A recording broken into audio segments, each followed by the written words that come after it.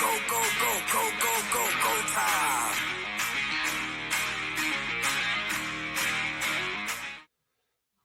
Good morning, everybody, and welcome to the Next Level Mortgaging Podcast. I'm your host, Todd Martin from Mission 35 Mortgages, and let's talk about a couple of different things this week. What do I have in mind? We have the lost art of door knocking and the power of fighting for your client when no is not no until it's a final no. Right. So I went out yesterday to Toronto, way out to Dufferin and Rutherford area, and did some door knocking with a real estate agent partner of mine, Lena Belova from Forest Hill Real Estate. Very good partner of mine, fantastic real estate agent. Look her up if you need to, if you want to. We did some door knocking in the Forest Pond area, beautiful spot in Vaughan. Little nook that I didn't know was out there. Kind of reminds me of Ancaster and Hamilton, actually. And met some very wonderful people out there. Had some good conversations. And, it's kind of a thing that has gone by the wayside, especially since COVID. Taking the time to go out, knock on the doors, meet your neighbors, say hi, introduce yourself, give some value to who and what you are, to your neighborhood, to your people out there. Say what give an idea of what you can bring to what's going on out there. I know there's a lot of anxiety and concerns in the marketplace out there. With rates and people renewing out there that are going from 2% to 4%, 5%, 6%, and there's a lot of depression and concern. And how do I make this work? How do I fight this? How do I survive this? How do I get there? How do I survive the next 2, 3, 5 years? And taking the time to just knock on the door, leave a door knocker, leave a hanger, and say, advice is free, information is free. Come talk to me. Let's see what I can do for you. It's amazing the number of people that will take the time and just have a conversation with you because they're scared, they're concerned, they don't know where the next step is. And nobody's taking the time to talk to them. Even their own mortgage agents, the bank's not going to come and talk to them. The bank's not going to say, this is what we can do for you. The bank is going to wait to renewal time and say, this is what we have the best to offer you. So take the time, go knock on a door. Yeah, people are going to slam a door in your face. People are going to say, I'm not interested. People are going to say, fuck off. It happens. You got to grow thick skin. And I have years of Boy Scouts of all things. That's my sales experience, knocking on a door when I was 10, 11, 12, 13 years old, selling popcorn as a fundraiser. And mom always said I could sell ice to an Eskimo, and my leader said the same thing. If you get door slammed in your face, it's just the next step to the next yes. And that's something I learned really quick, and it goes back to what I was talking about last week, that face to face. It doesn't, anybody, people, your clients, your referral partners, people down the road, just anybody that you can get in front of is potential, usefulness. Whether you're helping them, they're helping you, it all boils down to networking, relationships, building that trust level and making things worthwhile. I mean, we had a conversation with somebody, a young lady yesterday, and she's like, oh, we're good, we're happy, we love our place, we love our house. And we were just talking. She goes, oh, you're a mortgage agent? And I said, yeah, absolutely I am. And she goes, my daughter, she really wants to get out. She wants to get out of her condo and into a house. I said, you know what? Have her call me. Conversation is free. Information is free. Advice is free. And we ended up talking for 5 minutes about, her son in Waterloo, going to university. Maybe they look at an investment property for housing up there, and where he can bring a renter in with him and stuff like that. And she's like, oh, that's such a good idea. I wish we thought of that. those kind of conversations, you never know what stems of it. And my very first door knocking experience in West Hamilton, up in the mountain, led to a deal, and I want to take that and lead it into this, which is not taking no, not from your client, but not taking no for your client as an answer, because you never know how hard a deal is going to be. You never know. Like I joked with Teresa Franciosa, my coach, that there's no such thing as an easy deal, and I seem to find all the ones that are not easy deals. I got a door knocking deal. It was my third deal, and it was we had knocked on the door, and elderly gentleman came to the front door, and he took my card. We had a brief conversation, and it looked like he wanted to talk, but I didn't want to push. So we went down the street, had another couple of conversations, came back down, and he was sitting out on his front porch with his walker, and he waved us over. And he's explaining how he has, a reverse mortgage on his house and a private mortgage behind it, and could we help him sort that out? All we can do is look at the situation and see what we can do. The best way to deal with it is to do an application and see what we can figure out.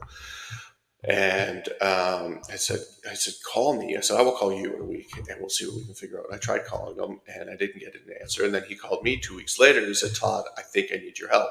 I said, well, what's going on? I said, let's sit down and talk and see what we can figure out. I said, I have and again, he went over the situation. He says he's got a $350,000 private reverse mortgage. He's got a $50,000 private mortgage behind it, which is really, really hard to do.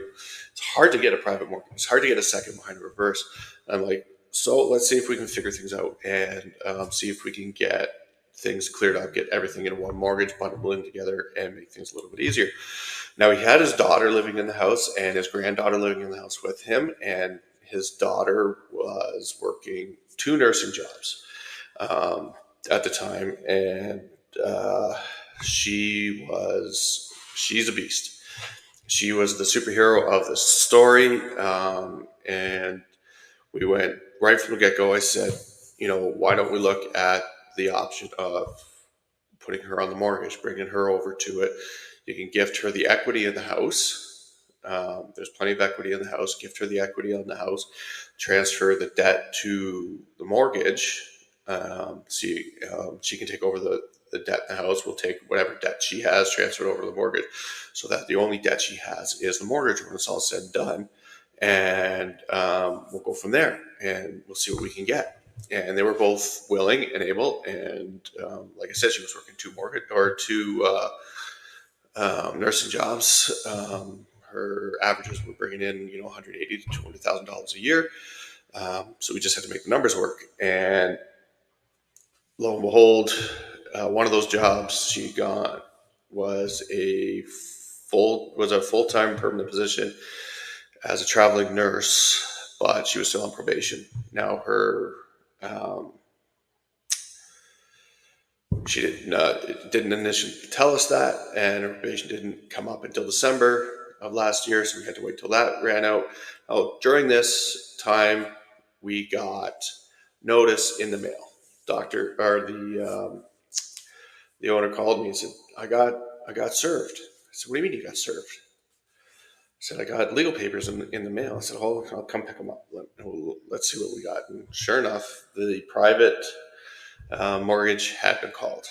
I take a look at it. They were 4 years behind on the property taxes. And that means that they were in bad standing with reverse mortgage and automatically called on the private mortgage because of that. And I'm like, okay, we're going to try to figure this out. Immediately called the lawyer representing the private entity and said, this is what we're doing. We're trying to get them on to a new mortgage that's going to take care of all this. Can you wait? Can you give us the time to sort this out? She said, absolutely. We're good. As long as you can get us a signed commitment letter, we will hold off. We have no interest in going any further with this. We just want things sorted out. Great. Fantastic. So we find out the daughter is on probation. Great, we got to wait. Call the lawyer. Can you wait? Yeah, we're fine. It just means you're gonna have to, pay a little bit more when it's all said and done. So that's fine. I've planned a a, a buffer into this mortgage to take care of the fact that we might have to pay more when it's all said and done. She knows that. It's all good. Um, so we've had to keep the father on the mortgage. He's on a pension. His credit isn't great. His name is a very common name, and there is a call on his credit that is not his, but there's absolutely nothing we can do about it, at least not in time to do anything. So we have to just let it go. We find them an alternate A side deal for 7.19% for 3 years. Gives them time to get things sorted out. Get her 2 years to prove that she can maintain her private or her part-time deal at St. Joe's Hospital in Hamilton and maintain her full-time job in as a traveling nurse, keep those hours going, and have the father, um, get his credit up in a better position. So we, um, so all good there, and then we get to towards the December, towards the probation being up on the daughter's full-time job. The appraisal comes in $100,000 low. Holy crap! Still, LTV is still okay. Goes from I think 67% up to 72%. All of a sudden, the B side, it's 2% too high. He doesn't want to go higher than 70%. And the underwriter that we were dealing with fought really hard for us to stay on it. He put a lot of work on us keeping that, but the higher up said, nope, get rid of it. We're not going to do it anymore. There's too many red flags on this. And I'm like, oh, right before Christmas, we got to figure this out. And so away we went. We went to talk to a couple other dealers, a couple other lenders, see what we could find. And lo and behold, in comes another lender. We can do it for you, no problem. We got it. We got all the paperwork. You got all the paperwork. Let's see what we can do for you. Comes in actually lower, 4 points lower at 6.79%. And all we got to do is make sure the probation is done. We need a new job letter saying she's good to go. And my and the nurse and my nurse, she goes on vacation for a week. I'm like, oh, come on. And the last little hiccup on this was proving her guaranteed hours, because as a traveling nurse, anytime, so she's going spot to spot to spot to spot. So if she's there for 2 hours and she goes over that 2 hours, it's registered as overtime.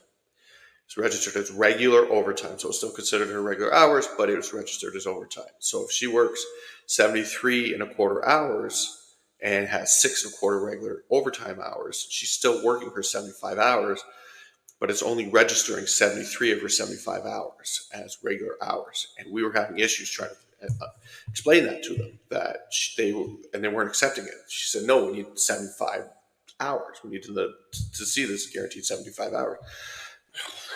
And the only way we were able to prove it was she was sick, had COVID the 1 week, so she had 30 of her hours were sick hours, and then she had 40 some odd hours of regular hours. And then the next week she was on vacation. And her vacation actually saved us, because that was able to give us the hours as well. And in the end, by staying with it and saying, not taking no as the final answer until there were no other options whatsoever, we were able to save this house with a reverse mortgage on it, with a private mortgage on it, with 4 years of back taxes on it, and only a single mother with her 2 children in there and a pensioner of a father. We were able to make a deal work and get it done, because there was no for an answer. And this was somebody I had no ties to whatsoever. It was a door knocking experience, and and that is someone that I will always be able to call a friend now because of that. And I will always it's a story that I'll always remember, because we just never, there was, no was never an option for me on that one, because I was not going to let them lose their house. And that's where they were at. And so that's where I wanted to go today. Just that option that, no does not always mean no. It just means where do we go next? And that's where you have to be for your client. I call myself a bulldog because there will always be, for me, another option. There's always finding another place to go. Until there is no other hole to dig, I'm going to find another way. So that's what I want. That's just what I want to talk about today, guys. I really appreciate you listening. Don't forget to hit that like and subscribe button, and I'll be back next week.